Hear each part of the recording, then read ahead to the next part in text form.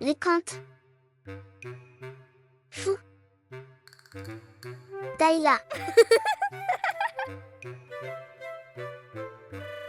Poulpino le poulpe qui changeait de forme. As-tu déjà entendu parler d'un poulpe capable de se transformer en tout ce qu'il touche? Eh bien, Poulpino en est capable. Mais il ne choisit jamais la bonne forme au bon moment. Prépare-toi à éclater de rire devant ces aventures rocambolesques et pleines de surprises.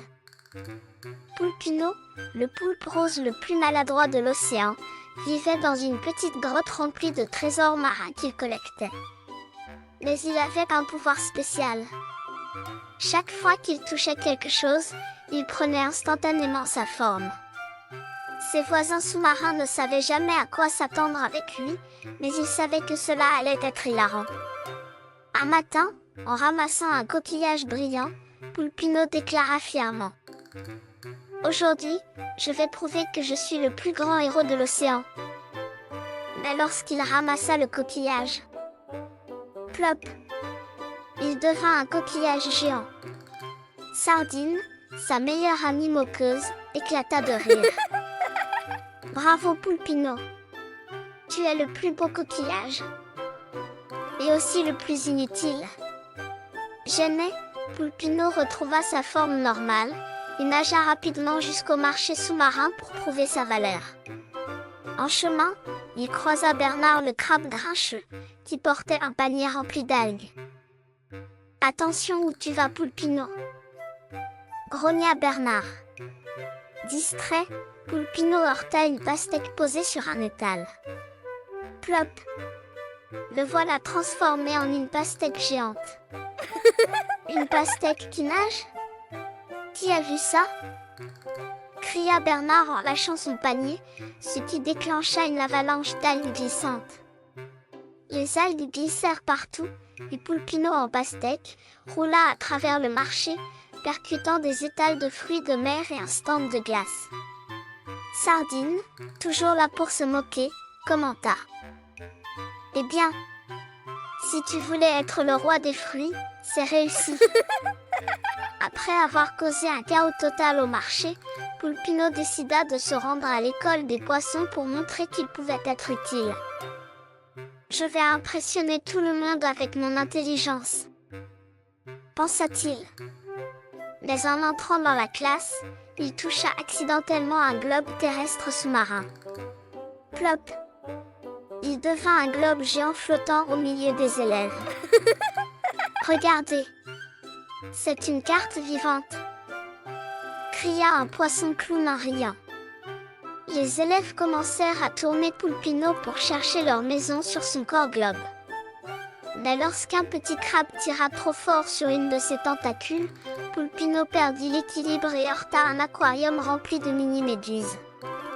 Les méduses s'échappèrent, provoquant un bazar indescriptible dans la salle de classe. Le professeur soupira.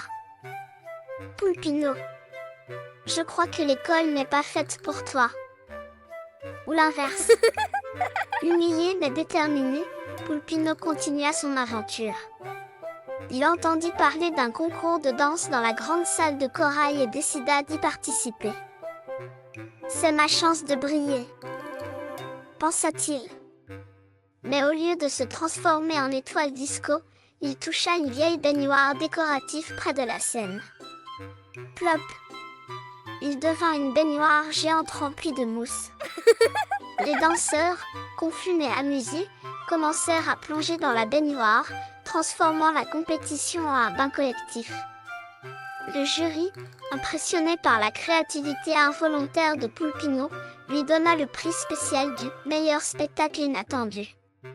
Sardine, hilar, commenta: « Même quand tu fais n'importe quoi, tu gagnes. » Mais l'aventure la plus mémorable arriva lorsqu'un bateau de pêche fut pris dans une tempête violente. Poulpino, curieux, nagea jusqu'au bateau pour voir ce qu'il pouvait faire. En touchant l'ancre, il se transforma en une ancre géante et stabilisa le bateau. Mais alors qu'il essayait de reprendre sa forme normale, il heurta une voile déchirée et se transforma en une voile neuve et brillante. Le bateau, propulsé par le vent grâce à Poulpino, échappa à la tempête et arriva en sécurité au port.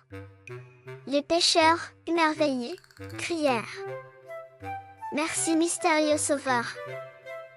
Mais avant de partir, Poulpino, toujours maladroit, heurta une corde et se transforma en un filet de pêche géant qui attrapa tous les poissons de la zone. Les pêcheurs éclatèrent de rire. Ce poulpe est un vrai miracle ambulant. De retour dans son village sous-marin, Poulpino fut accueilli en héros. Les poissons, les crabes, et même le professeur d'école vinrent l'applaudir.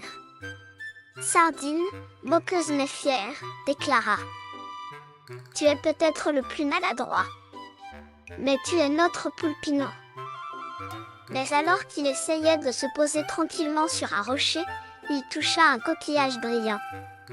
Plop! Le voilà transformé en une perle géante, éclatant de lumière. Tout le monde éclata de rire, et Sardine ajouta « Eh bien, au moins tu es brillant. Pour une fois. »